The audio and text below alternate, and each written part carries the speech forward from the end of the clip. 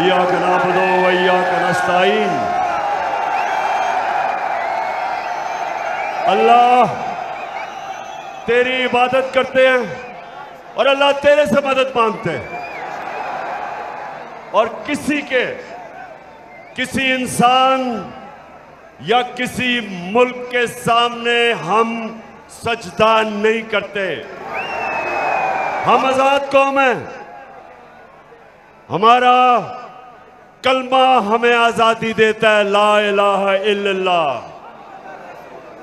मेरे अटक के नौजवानों और बुजुर्गों, और मैं आज खास तौर पे खराज तहसीन पेश करना चाहता हूं अपनी बहनों को, जो भरपूर तरीके से उन्होंने शिरकत की। ये जो मेरे पाकिस्तानियों, ये जो आप वक्त सामने आ रहा है, ये हमारी हकीकी आजादी की जंग है, और इसमें मैं सबसे पहले अपने दिलेर नौजवानों को कहता हूं कि आपकी सबसे बड़ी जिम्मेदारी है कि मेरे साथ इस आप जंग में शिरकत करेंगे। और उसके बाद मैं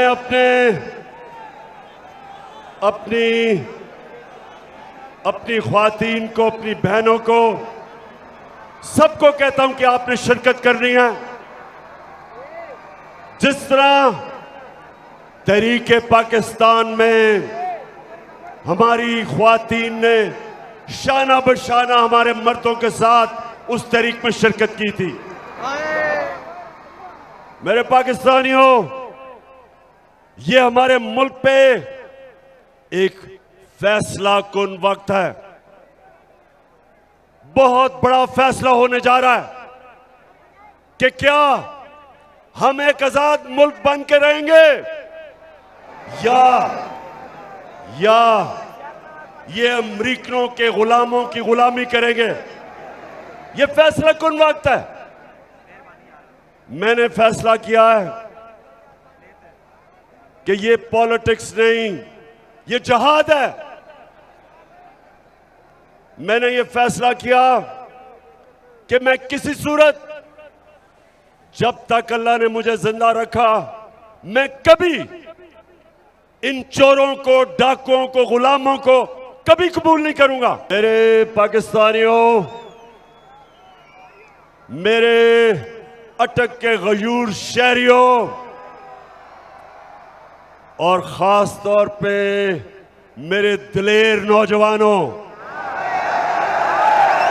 अब सब तैयारी करो।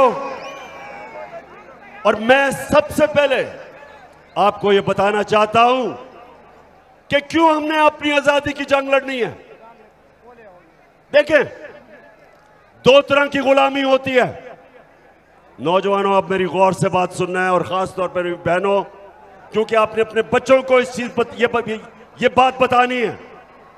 जिस तरह मेरी वालदा ने मुझे बताया जब मैं छोटा था, कि उन्होंने मुझे एहसास दिलवाया कि मुझे कहती, तुम्हें पता नहीं कि गुलामी क्या होती है। तुम खुशकिस्मत हो कि आजाद पाकिस्तान में पैदा हुए। हम एक गुलाम हिंदुस्तान में पैदा हुए थे, और गुलामी यह है कि जो पाकिस्तान और हिंदुस्तान था, यहां के लोग ऊपर नहीं जा सकते थे क्योंकि ऊपर अंग्रेज बैठा था। हमें अंग्रेजों की जंगें लड़नी पड़ी। लाखों लोग हिंदुस्तान से पहली जंग अजीम में कुर्बान हुए, अंग्रेजों की जंगों में, और फिर दूसरी जंग अजीम में यहां से लाखों लोग जाके अंग्रेज की जंग में मरे, और अरबों डॉलर हिंदुस्तान के लोगों का पैसे से अंग्रेज ने अपनी जंगों में इस्तेमाल किया। यह है जबकि एक कब्जा करके आपके ऊपर लोग गुलाम करते हैं। लेकिन दूसरी गुलामी कि जब हमें हुक्म मिला एक अमेरिका से हुक्म आया जनरल मुशर्रफ को कि तुम अगर हमारी जंग में शामिल नहीं होगे तो हम तुम्हें बम मार के तुम्हारा मुल्क तबाह कर देंगे। अंग्रेजी में उसने कहा we will bomb you into stone age. तो क्या हुआ? बदकिस्मती से उस वक्त जो हमारे मुल्क का सरबराह था उसने अपने लोगों की दिफा नहीं की, घुटने टेक दिए और हमें फतह किए बगैर हमें अमेरिका की जंग में ले गया। हमारे 80,000 लोग उस जंग में कुर्बान हुए। 3 गुना हमारे फौजी, अमेरिका से 3 गुना ज्यादा हमारे फौजी अमेरिका की जंग में कुर्बान हुए। 100 अरब डॉलर से ज्यादा पाकिस्तान का पैसा खर्च हुआ उस जंग पे। 2 किस्म की गुलामी, एक को कहते हैं कॉलोनियलिज्म, जब आपके ऊपर फतह करके एक मुल्क हावी हो जाता है, जो अंग्रेज की गुलामी थी, और दूसरी को कहते हैं पाकिस्तानी और नौजवानों नियो कॉलोनियलिज्म, के फतह किए बगैर आपको गुलाम बना लेते हैं। और ये हमारी बदकिस्मती कि हमारे मुल्क ने जब से हम आजाद हुए और जब से हमारा अजीम लीडर कायदे आजम, जो एक गुलाम हिंदुस्तान में एक आजाद इंसान था, जो मेरा लीडर था, जो हमेशा हम उसको लीडर मानेंगे, ईमानदार था, दलेर था और आजाद था, खुददार था। उसके बाद कभी इस मुल्क ने, कभी भी हमारे मुल्क ने, सिवाय छोटा सा वक्त था कि भुट्टो ने कोशिश की, जुल्फिकार अली भुट्टो ने, कि पाकिस्तान आजाद फॉरेन पॉलिसी बने, हमेशा हमें हुक्म मिलते थे, हम अपनी आजाद फॉरेन पॉलिसी नहीं बनाते थे। और आजाद फॉरेन पॉलिसी का मतलब कि वो फॉरेन पॉलिसी जो अपने लोगों की, अपने लोगों के फायदे में होती है, जिधर आप अपने आप को दूसरे मुल्क के लिए कुर्बान नहीं करते। तो जब मुझे आपने इख्तिदार में भेजा तो मैंने हमेशा आपसे वादा किया था कि ना मैं कभी किसी को सामने झुकूंगा और ना आपको कभी किसी के सामने झुकने नहीं दूंगा।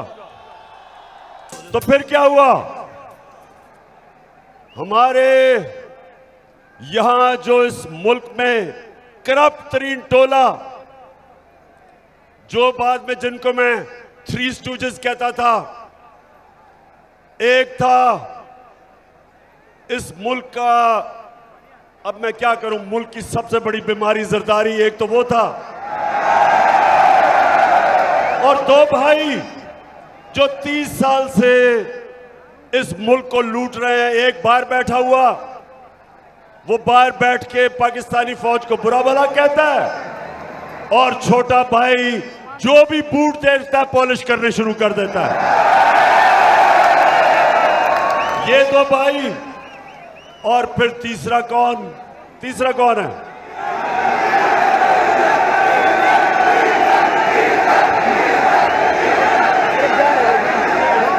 तीसरा जो 30 साल से इस्लाम को बेचता है।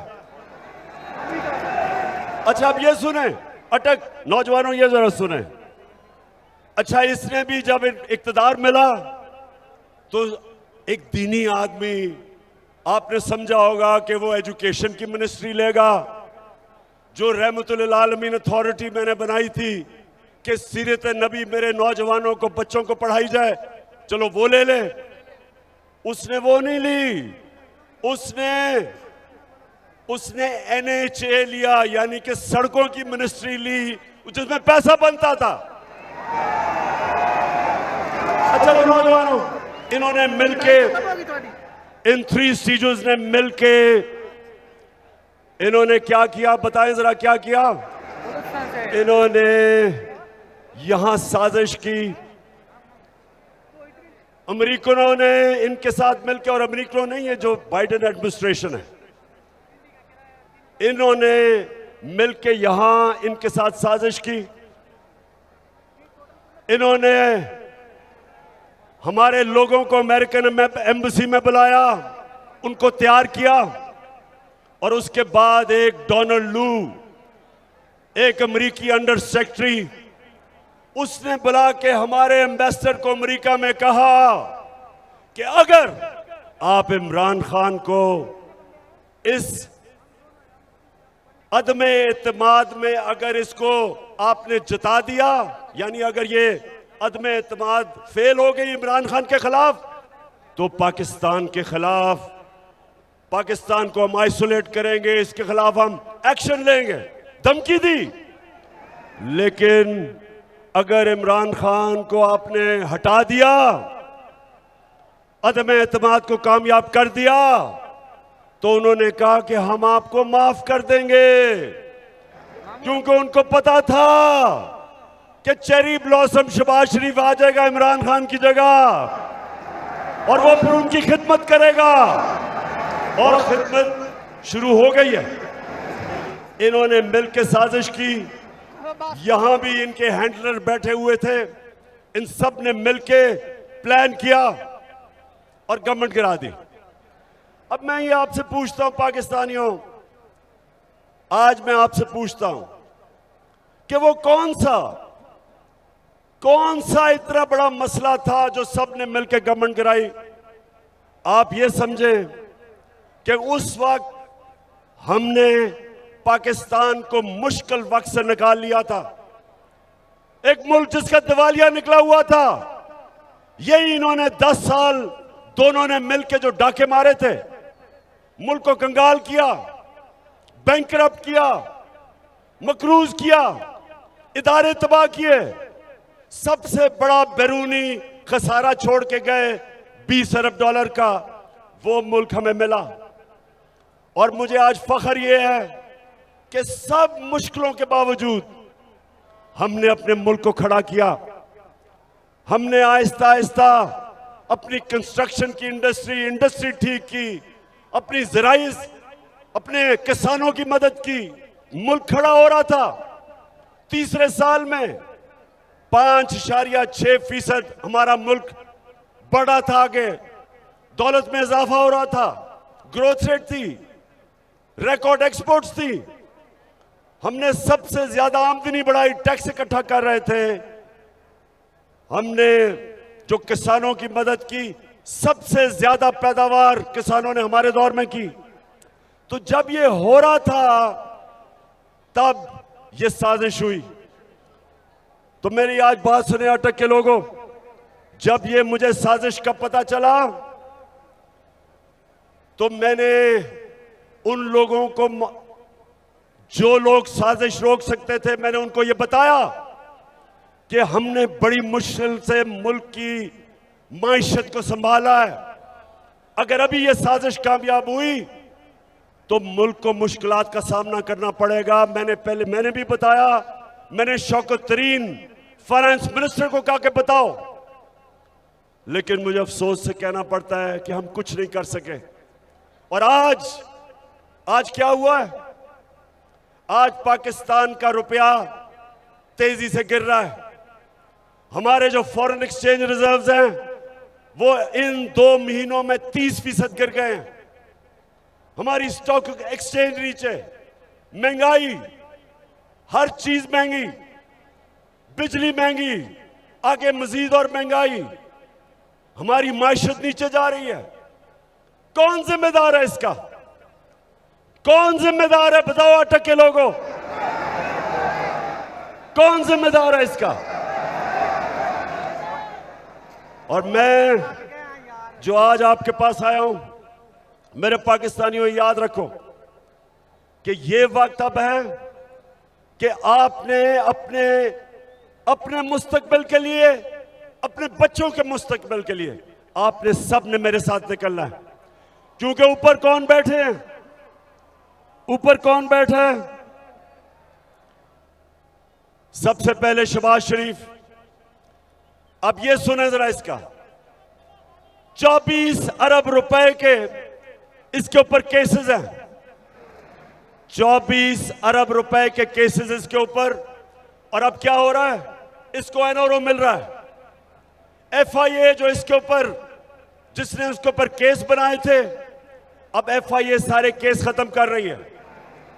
आसिफ जरदारी जिसके ऊपर अरबों रुपए के केसेस नैब में, आसिफ जरदारी कहता है कि नैब में मैं इस्लाहात करूंगा।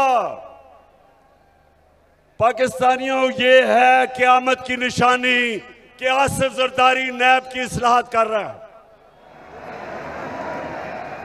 अब सोचें कि वो लोग जिन्होंने मुल्क को लूटा था, आज वो ऊपर बैठ के सबसे पहली चीज कर रहे हैं, अपने केस खत्म कर रहे हैं। जो इंटीरियर मिनिस्टर है वो कातिल है, 18 कत्ल किए हुए हैं।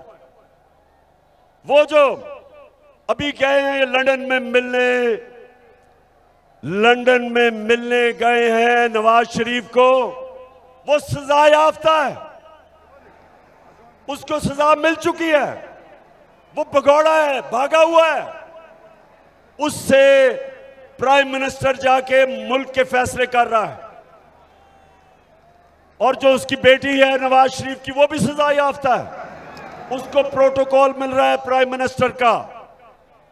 उसके पीछे रेंजर्स और पुलिस फिर रही है, जिसको सजा दे चुका है हमारा सुप्रीम कोर्ट, और वो बेल पे है, जमानत पे है। तो अटक, मेरे नौजवानों, मेरे बुजुर्गों, मेरी बहनों, नबी सल्लल्लाहु अलैहि वसल्लम ने कहा था कि कौम तब तबाह होती है जब जेलों में सिर्फ छोटे चोर हो, सिर्फ भैंस चोर और मोटरसाइकिल चोर और छोटे चोर जब जेलों में जाते हैं और बड़े बड़े डाकू को आप नहीं पकड़ते, वो मुल्क तबाह हो जाता है। ये आपके सामने मुल्क तबाही की तरफ जा रहा है। इसलिए आपने निकलना है कि जब बड़े बड़े डाकू बड़े बड़े ओहदों पे बैठ जाए, सारों ने बड़े बड़े ओहदे संभाल के अपने केस खत्म करें, और वो ऑफिसर एफआईए का डॉक्टर रिजवान, मैं आज उसको सलाम पेश करता हूं कि उसने जो केस शहबाज शरीफ के ऊपर बनाए, हमारे बेचारे गवर्नमेंट के ऑफिसर डरते हैं, इस माफिया से डरते हैं। कितने लोग हैं जो इन्होंने मरवाए हैं। डॉक्टर रिजवान जब उसने हमजा शरीफ को बुलाया और उससे जब सवालात पूछे कि किधर से ये मकसूद चपड़ासी के पास 4.25 अरब रुपया आ गया, नौकरों के पास 16 अरब रुपए किधर से आए, तो हमजा शरीफ बजाय उसके जवाब देता, उसको उसने धमकी दी, उसको डराया कि तुम्हारी जुर्रत कैसे है कि मुझे पूछ रहे हो ये सवाल। लोग डरते हैं इनसे।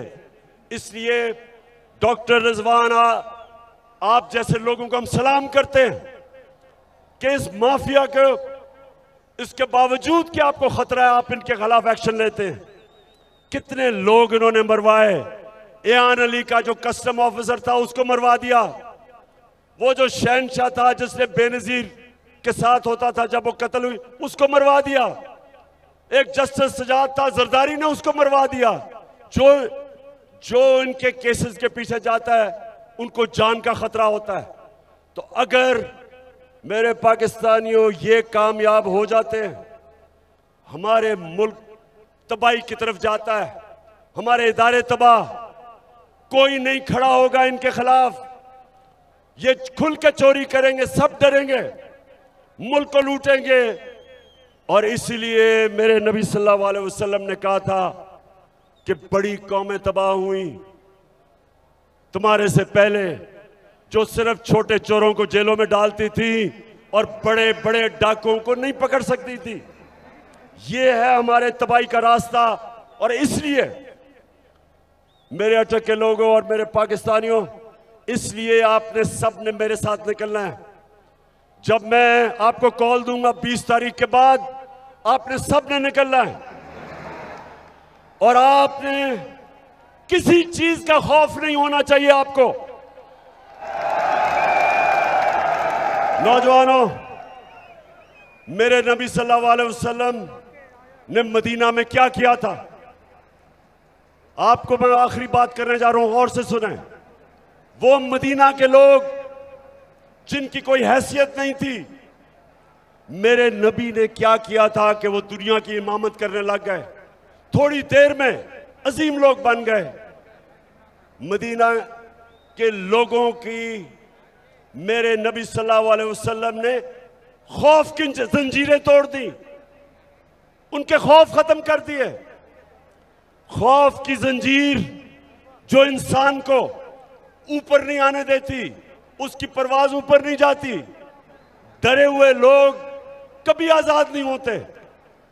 जब उन्होंने उनकी खौफ की जंजीरें तोड़ी, वो लोग अजीम लोग बन गए। आपके सबको समझना चाहिए कि ये जो आप आजादी की, हमारी हकीकी आजादी की जो हमारी तहरीक है, अपने खौफ खत्म कर दे। तीन ही खौफ होते हैं इंसान को। मौत, इंसान को सबसे बड़ा खौफ होता है कि मुझे मार ना दे। अल्लाह का हुक्म है कि जिंदगी मौत अल्लाह के हाथ में है। दूसरा खौफ कि मुझे जलील ना कर दे, अल्लाह ने कहा कि इज्जत जिल्लत मेरे हाथ में है। और तीसरी, रिस्क, मेरी नौकरी ना चली जाए, मुझे नौकरी से ना निकाल दे, अल्लाह ने कहा हुआ है कि रिस्क मेरे हाथ में है। तो डर किस चीज का, किस चीज का डर है आपको? इसलिए आपने सबने मेरे साथ निकलना है। और मैंने इंशाअल्लाह, जब मैं आपको कॉल दूंगा, हम कभी इस्लामाबाद में जब तक ये इलेक्शन नहीं अनाउंस करेंगे, ये हमारी तहरीक जारी रहेगी, कोई पीछे नहीं हटेगा। सारे काम को मैं आज दावत दे रहा हूं, तहरीक इंसाफ को नहीं दावत दे रहा, अपनी कौम को दावत दे रहा हूं, पाकिस्तानियों को दावत दे रहा हूं। सारे अपने लोगों को, नौजवानों को, बच्चों को, फैमिलीज को, अपने सरकारी नौकर, अगर वो डरते हैं नौकरियां चली ना जाएं तो अपनी फैमिलीज को भेजना। हमारे पुलिस वाले, हमारे फौजी अपनी फैमिलीज भेजें, क्योंकि ये पाकिस्तान की आजादी की जंग है। ये मेरी जंग नहीं है, ये हमारी आजादी की जंग है। दो किस्म की, ना हम किसी दूसरे बाहर के मुल्क की गुलामी करना चाहते हैं, और ना ही हम इन चोरों की गुलामी करना चाहते हैं। दो किस्म की हमारी जंग होगी। बाहर की जो साजिश इस मुल्क में अपने पुतले रखने के लिए, उससे हमने आजाद होना है। और ये जो चोर और डाकू हमारे ऊपर मुसल्लत हो गए, इनसे आजाद होना है।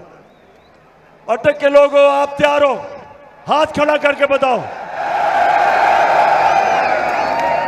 इंशाअल्लाह मैं आप सबको मैं मिलूंगा इस्लामाबाद में। जो इस्लामाबाद नहीं आ रहा है वो अटक में निकलेंगे, लेकिन निकलना हर पाकिस्तान के शहरी ने है। और ये मेरा पैगाम सबको है कि जो भी कोशिश करेंगे आप, मैं जेल जाने के लिए तैयार हूं, लेकिन मेरी कौम निकलेगी। मैं अपनी जान की कुर्बानी देने के लिए तैयार हूं, लेकिन मैं किसी सूरत ना इन चोरों को मानूंगा, ना अमेरिका के गुलामों को मानूंगा।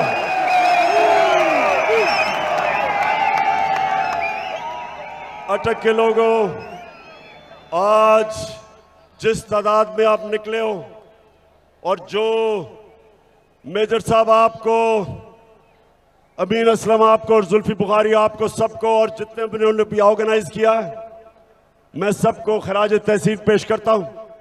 सिर्फ आपने ग्राउंड बोर्ड थोड़ा और पीछे करते तो और लोग आ सकते थे, बाहर भी इतने ज्यादा लोग हैं, लेकिन आज मैं आप सबको खराज तहसीन पेश करता हूं। और इंशाअल्लाह आपकी और मेरी अब मुलाकात इस्लामाबाद में होगी।